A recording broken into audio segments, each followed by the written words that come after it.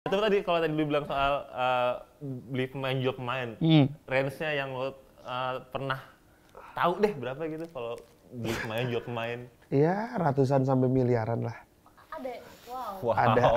Tergantung value playernya ya. Sama aja kayak di bola lu beli CR sama beli pemain lain kan beda harganya. Iya. Ya di Indonesia pun di Mobile Legends khususnya ada julukan tersendiri kayak GOAT-nya Mobile Legends tuh ada.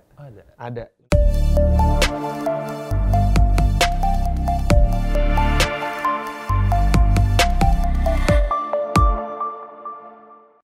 Hai Venusian, kembali lagi bersama aku Syafia Salsabila dan juga Dan saya Anang Fajar. dalam Pintalk News Podcast. Ya, Pintalk ini adalah program dari Venusi.com yang berisikan podcast yang tentu kita akan membahas topik menarik di setiap minggunya. Betul sekali, dan kita akan memberikan berbagai informasi yang up to date, aktual, dan juga tidak lupa untuk menghibur ya kan Anang iya, ya. betul banget Vira. Nah, karena sebelum aku spill ini episode mau bahas apa kali ini, Oke. aku bakalan nanya dulu ke Kak Anang. Apa? Kakak dulu pernah main game gak sih? Di warnet gitu? Main game di warnet itu pernah zaman sekolah sih, zaman SMP dulu waktu lagi boomingnya game Counter Strike. Sekitar tahun 2001 apa? Aku baru 1 tahun. Baru setahun. Gue udah SMP. Iya, nah Kak, aku Oke. dulu ketika aku lagi SD gitu kan. Dulu tuh banyak teman-teman aku yang dihukum gara-gara dia tuh bolos ke warnet. Oh jadi di gurunya ke warnet gitu? Enggak, jadi total aku tuh pada bolos, Oh. jadi dimarahin gitu. Jadi mungkin dari sana stigma orang-orang tuh tentang game itu, kayaknya orang-orang yang main game di online tuh orang-orangnya yang malas-malas deh gitu. Oh, yang yang nggak kayak ada masa depannya iya, gitu. yang buang-buang duit aja sih lo ke warnet Iya, ngapain di main game betul. doang gitu kan. Tapi ternyata di zaman sekarang ini, game Iya. ini membuktikan bahwa dia tuh punya jenjang karir yang ternyata menjanjikan. Menjanjikan, bahkan sekarang juga pemerintah pun juga udah punya wadah sendiri buat mengayomi para tim e-sport ini buat bisa mengharumkan nama bangsa gitu sih yang aku tahu. Berarti Dan kan- ini dia ada EVOS ya Kak, salah satunya EVOS e-sport. Ini Iya. salah satu organisasi game yang istilahnya tuh dia banyak banget mengharumkan nama Indonesia Berprestasi berbagai- ya? Iya, turnamen dunia gitu. Dan sekarang kita kayaknya mau ngobrol juga nih Kak sama orang yang istilahnya tuh dia punya peran penting di di tim ini ya, di tim EVOS EVOS ini. Esport nih. Betul. Oke, kalau gitu kita langsung aja panggil yuk Mas Aji Wicaksono selaku manajer EVOS Esport Legend. Oke, Venusian, sekarang kita udah kedatangan Mas Aji Wicaksono selaku manajer dari tim EVOS Legend ya Mas? Iya, EVOS Legends. Tim e-sport nih, Fir. Ayo, mau nanya apa nih? Aku agak deg-degan ya hari ini karena aku baru sekali membahas tentang E-sport. e-sport E-sport ini. ini, oke. Oke Mas Agi, sebelum kita ke pembahasan nih, Kak, gimana kabarnya hari ini? Kabar alhamdulillah baik, lagi libur soalnya. Jadi nyantai. Oh, lagi free ya berarti? free. Oke, bisa hadir ke Pintalk ini. Kak Aji kayaknya kan masih ada yang mungkin belum paham dan belum mengerti Mas Aji ini tuh sebagai apa sih di EVOS gitu. Aku selaku tim manajer dari EVOS Legends atau EVOS Esport, biasanya itu lebih ke arah yang ngatur scheduling, ngebangunin player, ngurus kebutuhan player. Bapaknya anak-anak lah ya. Lebih kayak bapaknya anak-anak lah. Oke, seru juga ya. Iya. Dan Nika kalau boleh tahu ini kan ini EVOS Esport ini kan dia udah cukup lama ya. Udah dalam dari 2016. 2016. Kakak berarti masuk ke EVOS ini udah lama? Kalau aku di EVOS sendiri tuh join 2020. Oh, berarti baru 2 tahun. Jalan 2 tahun. Jalan 2 tahun. Berarti waktu EVOS juara di M1 belum masuk tuh? Belum, dulu tuh ada, di tim lama ada nama timnya Reka Esport dulu. Oh. Berarti yang tim lama itu masih ada sampai sekarang? Sekarang udah nggak ada. Oh, mungkin karena itu pindah ke Pindah ke EVOS. Pindah ke EVOS. Direkrut atau menawarkan diri ya bagaimana tuh prosesnya? Jadi sistemnya tuh trial. Dulu ada 6 manajer kandidatnya dan kebetulan gue kepilih. Lumayan seleksi lumayan panjang, sekitar 1 sampai 2 bulan lah. Itu apa ya tesnya tuh apa aja? Mulai dari bahasa Inggris, karena kebetulan kan coachnya orang Singapura kan. Terus kayak kebiasaan-kebiasaan kita sebagai player, kayak lu taunya apa, terus gimana cara lu ngurus pemain bintang. Itu yang jadi requirement tersendiri lah kalau untuk tim manager. Soalnya kan nge-treat pemain biasa sama pemain bintang banyak yang nggak ngerti caranya. Beda treatment Beda ya? treatment. Oke. Biasanya kan pemain bintang udah susah diatur kan. Iya. Jadi mesti ngerti nih cara ngobrolnya gimana. Oke. Terus kalau jadi manajer sebuah tim e-sport ini kerjaan utama lo atau sambilan sih? Enggak, kalau gue udah kerja jadi manajer dari 5 tahun. Oh, 5 tahun. Kalau sampingannya tuh biasanya gue bikin event-event turnamen atau inilah di kafe-kafe, di coffee shop, Berarti manajernya khusus di e-sport. e-sport. Gue udah jalan ya 5 tahun, hampir 6 tahun lah untuk manajerial ini. Cukup lama ternyata ya. Cukup Bagaimana pengalaman. menurut kakak ini merupakan pekerjaan yang menjanjikan sebagai manajer e-sport? Kalau dibilang menjanjikan balik lagi ke company-nya masing-masing. Maksudnya growth atau tidaknya sebuah company kan juga tergantung dari tim yang di-manage. Kalau dibilang menjanjikan dari segi pendapatan, ya karena standarnya sendiri kan udah di atas UMR lah bisa dibilang kebanyakan. Apalagi untuk tim sebesar EVOS kayak gini udah pasti mementingkan banget kesejahteraan karyawan-karyawannya. Jadi kalau dari gue pribadi, gue biasa bilang menjanjikan, cuman tergantung dari di mana tempat kita berasalnya aja. Oh, kayak gitu tergantung company-nya juga ya? Tergantung company-nya juga. Oke. Berarti kan ini lu gabung EVOS lu berangkat dari pemain kan berarti? Jadi tuh awalnya gue pemain PB dulu nih, main point Oh, blank point dulu. blank, oke. Jadi anak warnet dulu. Anwar ya? Jadi anak Anwar warnet. dulu. Jadi Anwar yang emang hobi cabut-cabutan sekolah. Iya, ngalamin tuh gue. Iya, sampai motor hilang. Oh, pernah juga motor hilang? Motor hilang di warnet udah pernah juga ada ngalamin. Ya, jadi yang hal yang kebiasaan lama-lama gue bilang kayaknya seru deh kalau kita bisa dapat duit dari main game. Ya, hobi ya. Dari hobi, karena kan hobi yang dibayar tuh paling enak kan. Asli. Iya. Nah udah akhirnya di Reka tuh dulu punya warnet. Jadi gue awalnya jadi supervisor warnet. Ternyata gue disuruh manage tim PB sama Dota. Udah mulai dari 2017 itu gue mulai karir sebagai manajer. Kenapa lu nggak memilih sebagai playernya aja? Kenapa memilih manajer? Mungkin skill kali ya. Dulu ikut coba-coba turnamen maksud gue cuma juara 2, juara 3. Jadi nggak bisa nih kalau jadi player nih kayaknya. Waktu dulu kakak masuk yang agensi sebelum EVOS ini, itu kakak ditawarin? Ya kebetulan temen gue yang ini salah satu yang ada orang yang inilah berpartisipasi di Reka tersebut. Jadi gue diajak nih, dulu dibanding main warnet doang tiap hari, udah ikut gue kerja gitu. Jadi player ya? Jadi player, dia kan kebetulan juara dunia point blank. Nah jadi gue diajak lah kerja sama dia ngikut. Kalau semisal di EVOS kali ini nih kan, sebenarnya selain ngatur jadwal, selain bangunin player gitu kan, sebenarnya tugas manajer tuh apa aja selain Job itu? desk-nya apa sih? Job desk-nya biasanya tuh kalau tim manajer tuh lebih ke arah paperwork sih lebih kebanyakan. Karena kan manajer adalah yang menjembatani dari sisi manajemen ke player. Jadi kan lu harus netral nih, lu harus mikirin dari sisi manajemennya seperti apa, company lu sendiri dan sisi player lu seperti apa. Karena kan dua-duanya kalau nggak balance kan ada pihak yang dirugikan kan. Jadi gimana caranya gua ngatur budgetingnya juga. Misalkan kayak turnamen nih, lu berangkat naik elf misalkan budgetnya berapa itu gue yang request. Terus misalkan kita juara dapat hadiah turnamen dong. Nah itu biasanya untuk pencairannya pembagian playernya berapa itu semua ada di tim manajer. Yang kayak sponsor-sponsor doang sih paling komunikasi antar sponsor. Oke. Lebih ke kayak sebelum itu kali ya, pra-nya. Kayak misalkan besok ada syuting sama sponsor A, sponsor B itu time managementnya lebih ke manajer yang ngatur. Capek dong ya? Kalau capek, kalau gue pribadi nggak ngerasa capek karena hobi suka, kan. Karena bidangnya ya? Iya, karena passion. Iya. Kalau kakak misalkan ditawarin nih untuk jadi player di EVOS Kala ya, mau gak tuh? Atau udah enjoy sebagai manajer aja deh gitu? Kalau dibilang gimana ya, udah umur juga nih udah 25. Masih muda itu mah. Muda dong. Player ML tuh rata-rata 14 tahun, 15 tahun. 14 berarti umuran SMP, SMA kelas 1 SMA SMP, ya? iya. Jadi kayak kita sadar juga kayak umur dah. Soalnya yang 16 tahun ini udah pada juara Indonesia. Bahkan kemarin terakhir ada yang juara dunia umur 16 tahun. Wow. Jadi emang udah dikuasai sama anak-anak di bawah 20 tahun semua game ini.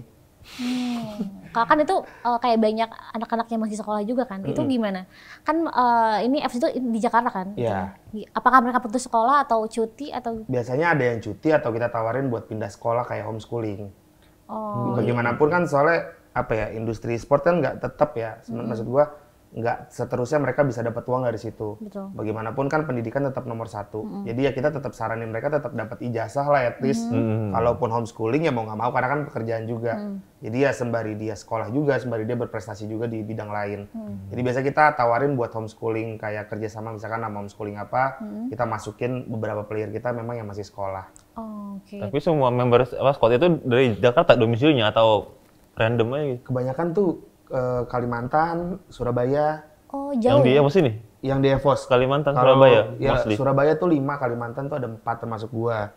Oh, Berarti mereka semua tinggal di sini Kak? Tinggal di Jakarta di semua. mes gitu atau Ya, kita bilangnya gaming house. gaming house? Oke, house. gaming. Itu ada di? Ada di Fatmawati, ada di One Bell Park. Oh, One Bell sini deket. Dekat. Berarti ada yang domisili Jakarta juga Kak? Domisili Jakarta ada, cuman kalau di industri sport nggak terlalu banyak bisa dibilang. Nggak di EVOS doang, di tim-tim lain pun sama yang Jakarta. Kenapa sedikit. begitu? Kurang tahu ya, mungkin karena ini kali ya faktor ekonomi juga nggak sih? Kan kayak Jakarta UMR kan pasti lebih besar dong daripada kota-kota lain. Betul. Jadi mungkin yang di Jakarta tuh mendingan gua kerja kali kan, karena kalau lu berkarir di sport kan nggak langsung wah gitu gajinya kan. Iya sih. Nah, berjenjang lah ya. Betul. Sementara yang kayak player-player daerah tuh lebih niat gitu loh. Lebih punya effort buat masuk tim nih gitu. Gaji gede nih. Ketika menemukan anak-anak yang mungkin dari Kalimantan, di mana dia berbakat buat main games nih Kak, itu lewat apa sih penemukannya? Apakah lewat rekrutmen mereka ikutan? Ya biasanya kita kalau setiap satu season kan ada 4 bulan. Biasanya itu di bulan kelima tuh kita ada open trial namanya. Jadi kayak player-player yang emang ngerasa dirinya mumpuni buat jadi player e-sport atau professional player, itu kita saranin buat daftar trial. Jadi itu kita pakai Google Form gitu. Jadi ntar kita filtering, nanti yang sekiranya kita masuki standar kita, karena kan standar tiap tim beda-beda kan. Yang sekiranya masuk standar EVOS tuh biasanya kita panggil buat datang kalau misalkan dari luar kota, kita tiketin ke Jakarta, kita akomodasi semua. Nanti misalkan memang, ini bagus nih bisa buat jangka panjang, baru kita kontrak. Berarti melalui jalan yang cukup panjang juga ya Kak? Panjang, biasanya tuh makan waktu 1-2 bulan lah buat seleksi. Lama-lama. Oke, kalau kita bicara soal mengatur jadwal nih, misalnya yang include lo incas itu tuh jadwal mereka soal apa aja sih, soal player ini? Kalau gue tuh pasti latihan. Latihan tuh kita biasanya dari jam 1 siang sampai jam 10 malam. Jam 1 siang sampai jam 10 malam main game terus tuh. Main game terus. Itu non-stop Kak, apa ada istirahat? Kayak break sholat lah isoma. Main game itu 1 siang sampai jam 10 malam. Jam 10 malam. Tapi kalau yang dia beneran suka, ya it's okay sih selama itu main game. Iya, cuman pasti ada burnout-nya juga lah. Karena lu ngelakuin hal yang sama terus tuh berulang setiap hari, repeat terus. Dan itu tiap hari latihannya? Biasanya weekend tuh kalau nggak Senin, hari Minggu. Liburnya kita. 1 hari aja? 1 hari. Karena kan liganya kan mainnya Jumat Sabtu Minggu kan, MPL ini. Jadi liburnya tuh kalau nggak Senin, hari Minggu tergantung jadwal tanding. Wow. Itu tiap minggu itu ada liganya? Ada pertandingannya namanya MPL. I see. Berarti di EVOS ini ada di Indonesia dan ada di Kalau sekarang Singapura. kita ada di Thailand sama ada di Filipina. Berarti kakak cuma megang yang di Indonesia? Apakah Betul. megang yang di Thailand juga? Kalau di EVOS itu sistemnya 1 divisi game, terus 1 tim manager. Jadi untuk beberapa negara yang lain tuh udah ada penanggung jawabnya masing-masing. Cuman paling biasanya kayak tektokan untuk beberapa hal doang sih. Jadi nggak full ngurus kayak gitu loh. Tapi sistem di sini sama di Singapura dan Thailand itu sama? Apakah ada perbedaan? Tiap-tiap kota beda-beda karena kan dari regulasi eventnya juga berbeda-beda kan. Nggak semua kayak di Indonesia rulesnya sama. Jadi ya mengikuti rules yang berlaku di negara masing-masing aja sih paling. Oke. Itu kalau pemain syaratnya harus WNI kah? Atau boleh dari luar masuk e-sport untuk kayak EVOS buat jadi pemain, boleh nggak sih? Boleh, kebetulan kita ada 1 pemain Filipina. Oh, di Filipina. Ada, dan coach kita pun kan dari Singapura. Jadi emang nggak ngebatasin mau WNI atau WNA. Yang penting umurnya mencukupi 16 tahun buat main di liga. 16 tahun, minimal 16 tahun. Ada kesulitan nggak sih Kak? Dari misalkan kita menghandle yang asli Indonesia nih sama orang luar? Kalau kesulitan sih paling bahasa doang sih. Itu, karena kan Tagalog ya. Iya. Dia harus belajar buat ngomong Inggris kalau nggak ngomong Indonesia.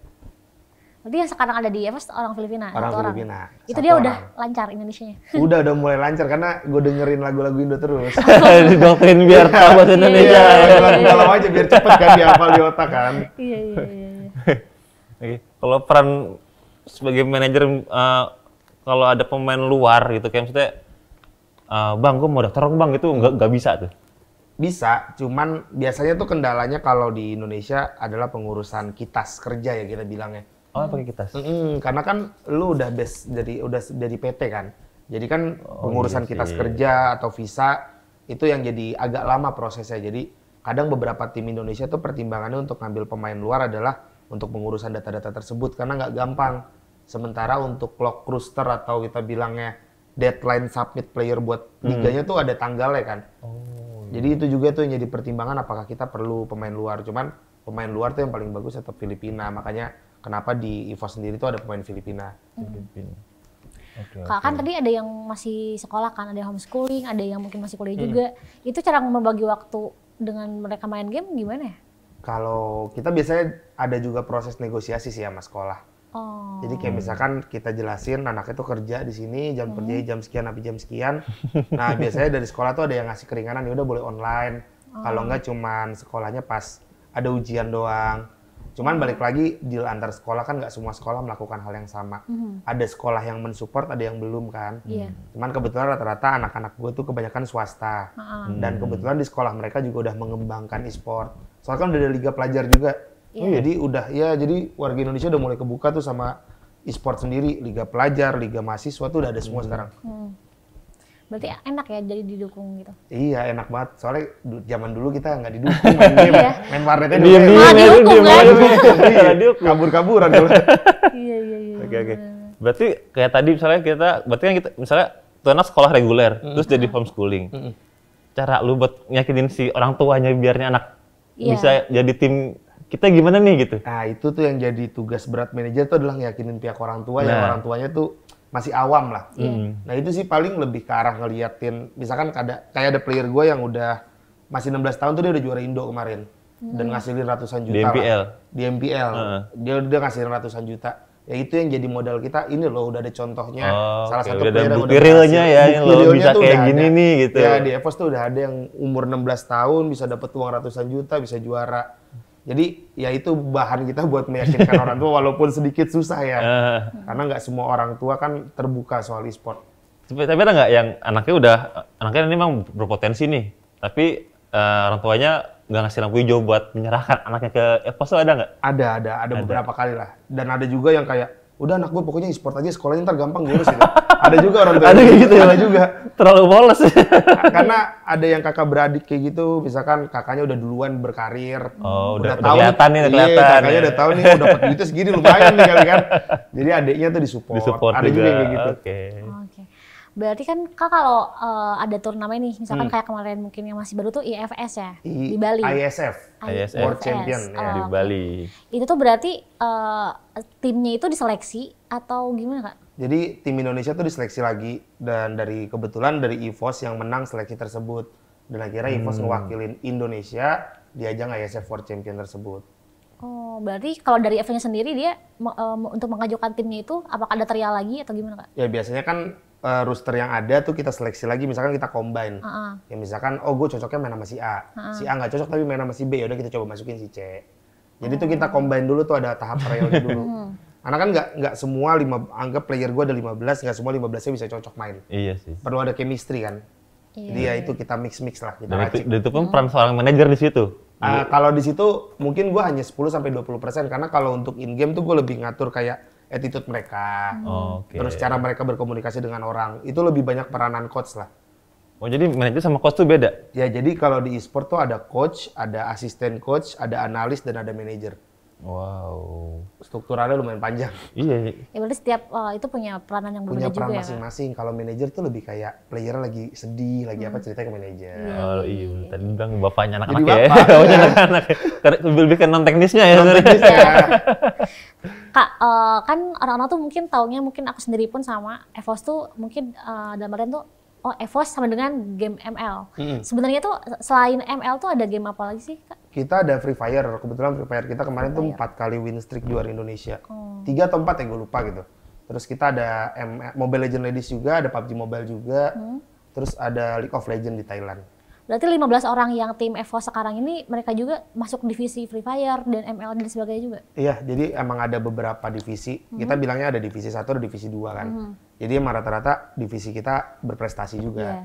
Jadi kita nggak besar di Mobile Legends juga, di PUBG Mobile juga, di Free Fire juga, bahkan di kancah internasional kayak Thailand, Free Fire dan LOL pun juara juga. Oke, berarti banyak ya. Aku kira tuh cuma ML aja, ternyata banyak. Banyak. Oke, jadi mata seorang manajer nih, kegiatan rutin ketika player ngumpul di gaming house tuh selain tadi yang main game, latihan dari jam 1 siang sampai jam 1 malam, apalagi sih yang rutin nih gitu?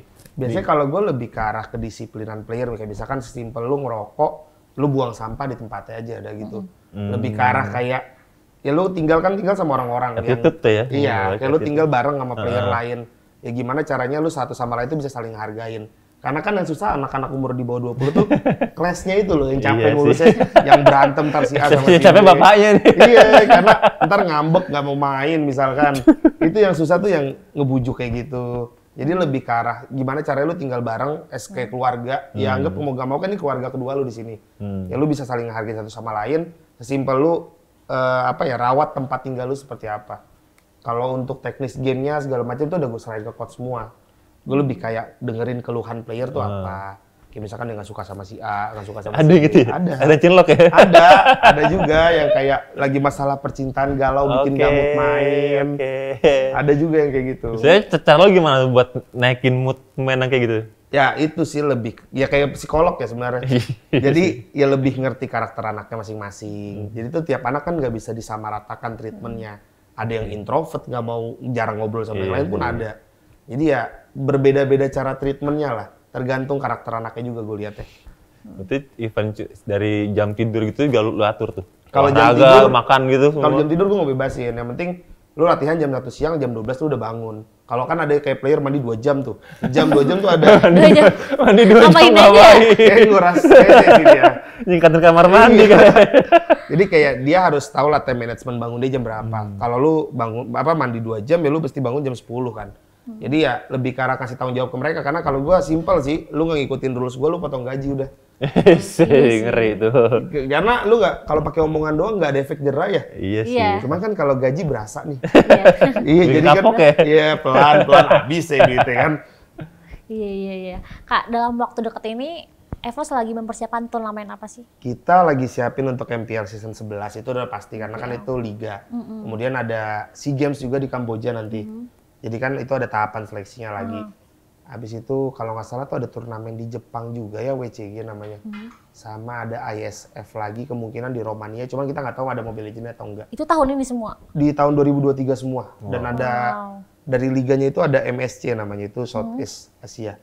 Jadi kita menyiapkan kurang lebih ada buat 4-5 turnamen ke depan lah selama 2023 ini. Biasanya kalau mau menghadapi turnamen gitu, apakah diperketat lagi latihannya? Betul, kayak biasanya tuh kita libur kadang bisa cuma seminggu sekali atau bahkan nggak ada libur sama sekali. Tergantung gap turnamen dan seberapa penting turnamen tersebut. Oke. Pak, biasanya paling hektik itu ketika menghadapi turnamen apa tuh, Pak? Yang pasti Asia atau dunia sih, karena nggak semua orang bisa juara dunia dan ataupun Asia. Mungkin lo kalau juara Indonesia, chance-nya gede lah, karena di negara sendiri. Cuman lo buat bersaing sama negara lain kan susah ya. Iya. Jadi ya itu yang benar-benar dimaksimalin tuh kadang buat kejuaraan-kejuaraan dunianya. Kayak di M Series kemarin gitu ya? Kayak Indonesia baru sekali juara M Series kan, sementara Filipina udah 3 kali. Dan itu cuma EVOS yang juara di Indonesia? EVOS doang. Dan lawannya Filipina. Lawannya Indonesia kemarin juga, RRQ. Kalau di ISF kemarin kita finalnya lawan Filipina. Lawan Filipina. Lawan Filipina.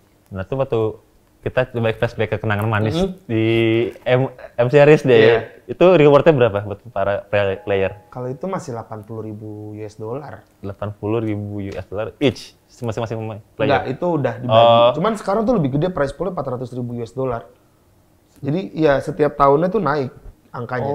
Total prize pool M Series kemarin yang di Istora tuh 800.000 USD. Satu tim? Satu tim. Juara satunya 400.000. Jadi lumayan ya. Nah yang waktu di M1 itu per player dapat berapa? Kurang berapa ya? 100-200 lah ya. Dolar? Di rupiahnya ya. Oh, 100 juta? Iya. Itu per satu pertanding, per satu ya? Per orang? Enggak per orang, karena hasil selesainya hasil acara. turnamen, di situ dapat komisi segitu komisinya gitu ya. Kalau kan? kayak kemarin yang di Bali tuh gue dapat 50.000 US dollar. Itu kan Desember, kursnya lagi bagus kan. Jadi satu player dapat sekitar 120 lah. 10 juta. Iya. Tuh, 10 juta. Bayar pajak ya. Itu taat pajak nih. Kayaknya lebih menjanjikan itu ya daripada... Udah bukan lagi yang namanya stigma game itu cuma buang-buang uang, tapi menghasilkan uang yang jumlahnya fantastis sih.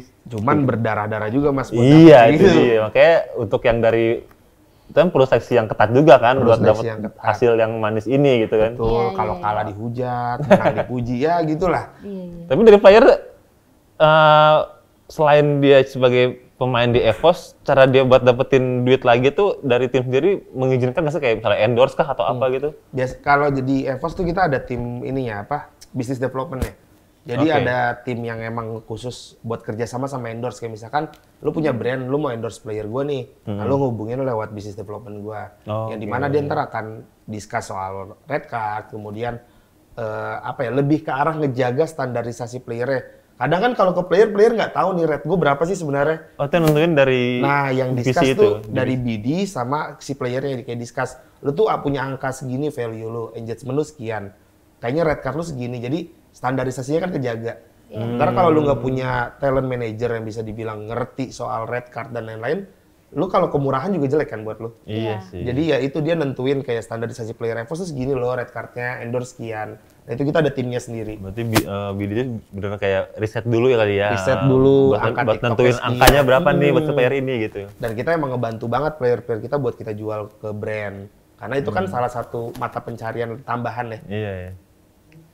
Kalau pas kemarin di Bali itu Kak, itu boleh diceritain mungkin dari awal EVOS Persiapannya. iya bertanding sampai akhirnya jadi juara. Jadi juara. Bisa. Jadi tuh kita ikut turnamen dari PBSI dulu. PBSI itu yang kayak apa ya, kayak PBSI-nya di e-sport lah. PSSI-nya, Pak. Ya PSSI, e-sport ya. ya. Kayak PSSI-nya e-sport Oke. lah.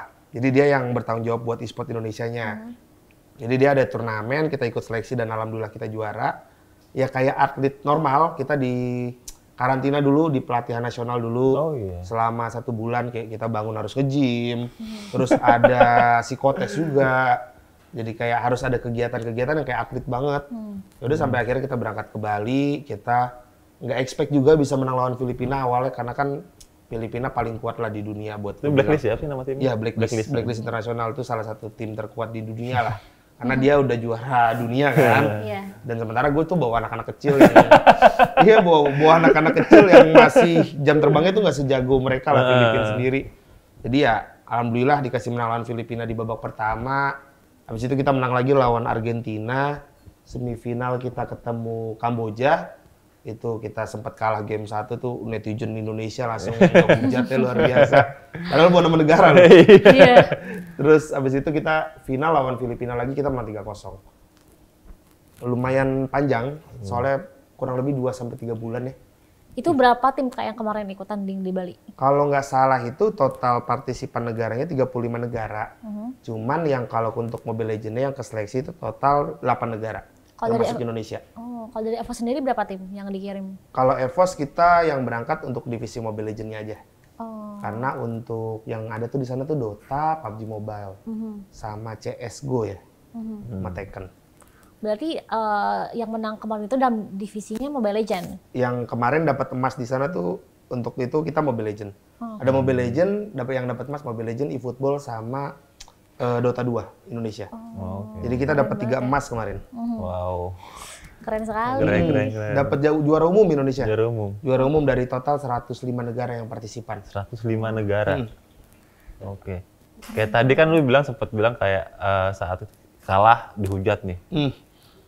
Ada nggak sih pemain yang emang dia let's say baperan lah yang udah di down banget performanya gitu dan peran lu sebagai manajer saat yang harus bisa handle cepat gitu gimana?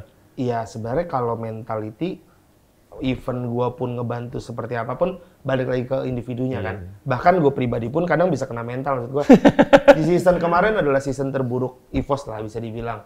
Karena kita sampai nggak lolos ke babak playoff tuh babak selanjutnya dari liga kan. MPL. Kita tuh nggak lolos untuk pertama kali dalam sejarah. Jadi tuh bahkan gue pun as manager yang DM gue tuh sekitar 8.000 atau 9.000 orang gitu. Itu real itu maksud gue pun sampai takut buka IG atau TikTok ya. Itu ngehujat semua Kak di DM.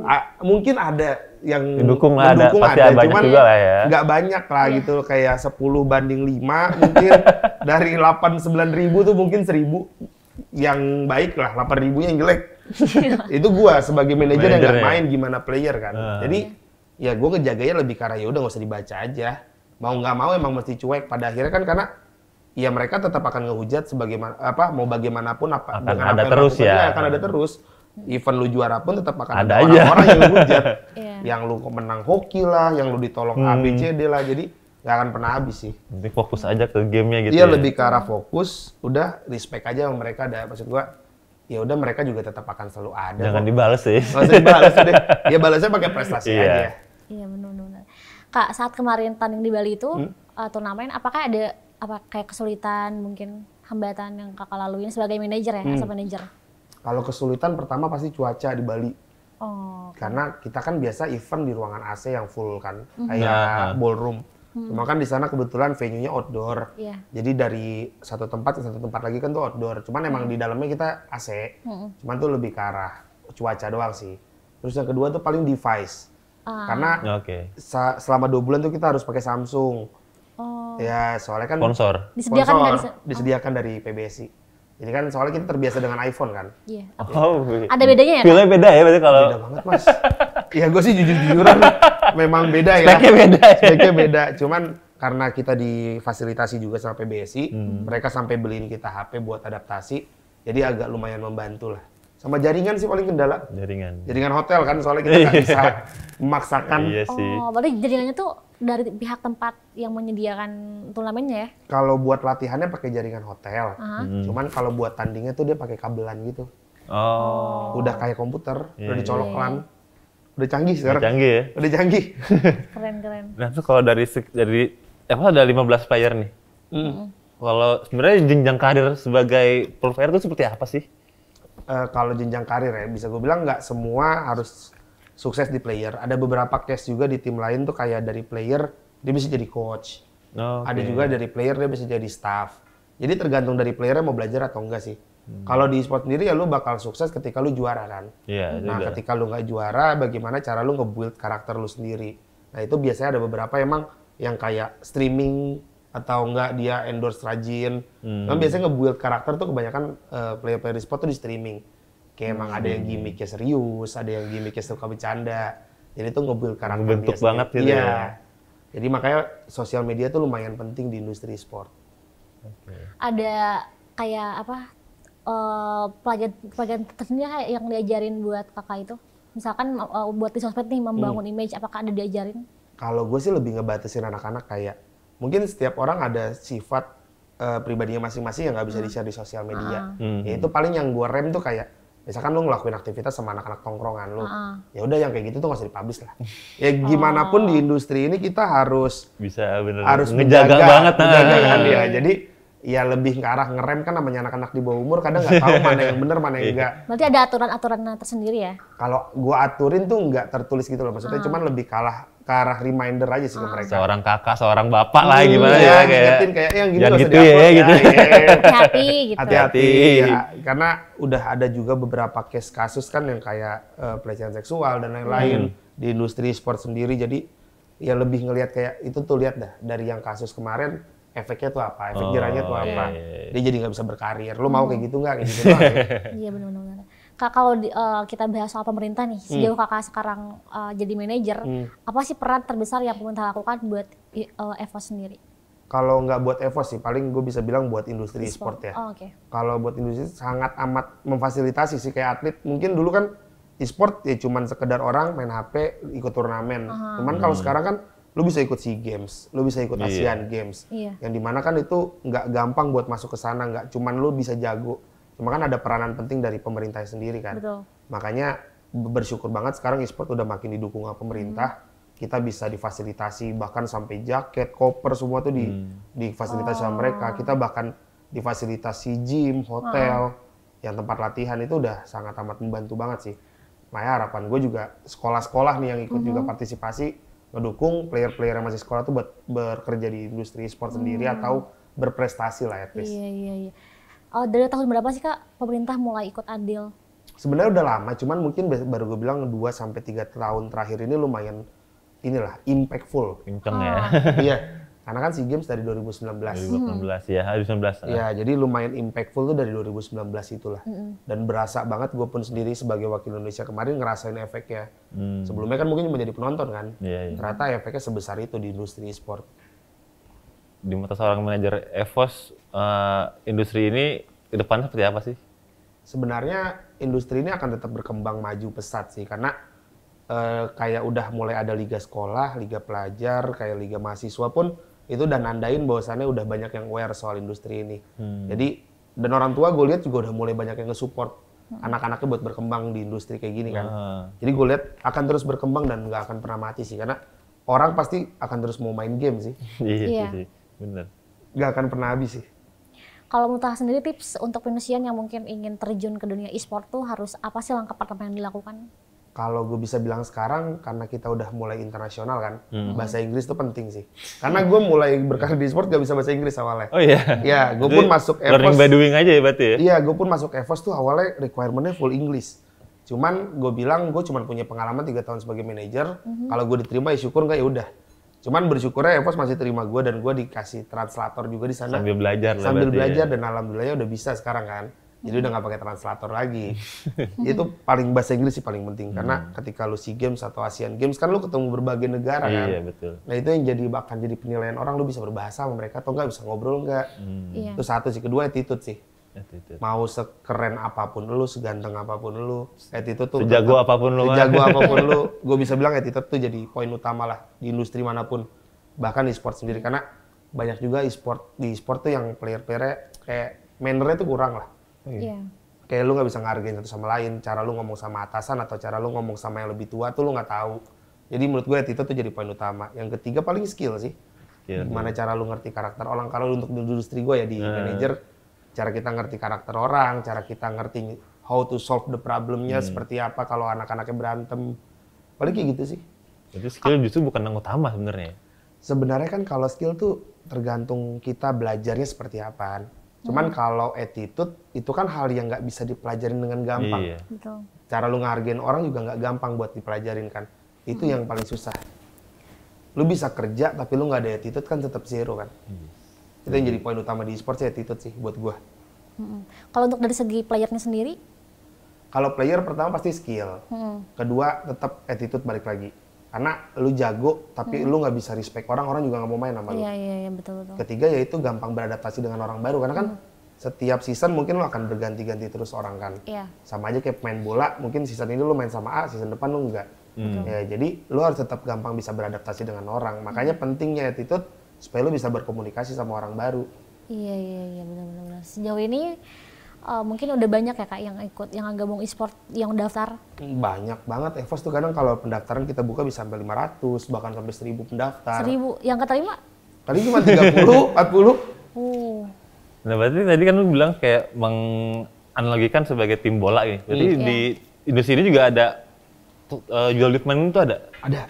Bisa transfer gitu ada? Ada, bursa transfernya juga ada. Jadi makanya gede banget industri ini tuh. Ada bursa transfer, ada kayak transfer window tuh selalu menjadi hal yang menarik di e-sport. Karena kayak player misalkan lu dari anggaplah tim yang ngebesarin nama lu, kemudian lu harus meninggalkan tim tersebut tuh kan jadi historial tersendiri kan. Sih. Terus dengan angka yang fantastis itu tuh juga dilemanya dapat banget tuh kayak. Dramanya tuh dapat banget. Kadang sampai yang nangis-nangis. Kan soalnya ada video-video perpisahan gitu Iya, kan. farewell gitu ya. Jadi hal-hal yang seru kayak gitu yang kadang ditunggu banyak orang. Tapi Depa sudah pernah melakukan jual beli pemain gitu? Udah. Kebetulan kan kita 2019 tuh juara, nama timnya kan EVOS Legend, cuman isinya tuh namanya World lah. Singkatannya World. Karena nickname-nya tuh One, Luminaire, Aura, Donkey, sama Rek. Nah itu 5-5-nya udah nggak ada sekarang. Dan itu lumayan ngebekas di kita karena ikonik banget mereka yang ngebuat. Yang juara di M1? Iya. Sekarang mereka kemana Kak? Sibuk masing-masing. Udah ada yang buka toko store diamond, ada juga yang udah jadi YouTuber sukses, content creator sukses. Masih di dunia e-sport juga ya? Masih. Karena mereka nggak mau kacang lupa kulit lah. Iya. Mereka besar di e-sport dan mereka tetap berkembang besar di e-sport juga sampai sekarang. Iya. Biasanya kalau EVOS ini suka ada event gitu nggak sih Kak? Kalau kita ada namanya, komunitas kita tuh namanya EVOS Fans. EVOS Fans tuh kayak fans yang Fanbase-nya? Fanbase-nya. Oke. Nah, biasanya tim EVOS sendiri, EVOS Management sendiri tuh suka ngebuat turnamen buat fans. Oh gitu. Kalau next kedepannya ada event apa tuh Kak?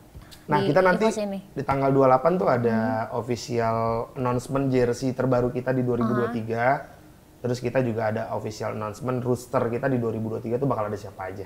Roster tuh berarti kayak NBA gitu? Kayak playernya yang akan bermain di 2023 tuh wajahnya siapa-siapa aja. Oh, line up-nya? Line up-nya bisa dibilang. Di bulan apa tuh Kak? Nah, di tanggal 28 Januari ini akan ada offline event. Tuh Venusian yang mungkin mau ikutan, boleh ya? Infonya di Instagramnya. Di Instagramnya EVOS. Itu open for public bisa juga kok. dipromosiin mungkin akun-akun EVOS. Kalau yang mau ikutan tuh di tanggal 28 ada di One Bell Park. Kalian bisa lihat aja di Instagramnya EVOS Esport atau EVOS Fans. Kita akan mulai dari jam 12 siang sampai selesai acaranya. Akan ada beberapa artis juga yang Oh datang. iya? Boleh promo sekalian dong, nggak apa-apa dong. Siapa Nggak aja apa-apa, yang- jangan bisa di-spill dulu. Masih rahasia. Masih rahasia. Dia juga kalau mau datang juga boleh banget. Siap. Pokoknya 28 Januari ya? 28 Januari dari jam 12 siang. Kalau ada di Instagram Meipos ya. Ada Instagram Meipos. Oke, Venusian ini kita mungkin udah cukup kali ya Kanang ya, dan Nggak nyangka lo banyak Iya. hal-hal yang gue nggak ternyata seluas expect itu. ternyata. Dari yang gue cuma pikir, oh ini cuma tim e-sport nih ya anak-anak yang dikenal doang, kan ternyata tuh sampai Iya. industrinya tuh udah Bahkan sampai mancanegara rapi juga gitu. gitu. Wow. Keren. Mind blowing. Yang nggak banyak orang pikir tuh income-nya sebenarnya. Iya. Itu tadi kalau tadi lu bilang soal beli pemain jual pemain, range-nya yang lo pernah tahu deh berapa gitu kalau beli pemain jual pemain. Iya, ratusan sampai miliaran lah. Ada, wow. Ada. Tergantung value playernya ya. Sama aja kayak di bola, lu beli CR sama beli pemain lain kan beda harganya. Iya. Ya di Indonesia pun di Mobile Legends khususnya ada julukan tersendiri kayak GOAT-nya Mobile Legends tuh ada. Ada. Untuk Indonesia atau Ya kayak Mobile Legends tuh yang paling terkenal tuh Lemon, Rek, ya kayak gitu-gitu yang harga value tinggi banget. Berarti sangat menjanjikan ya.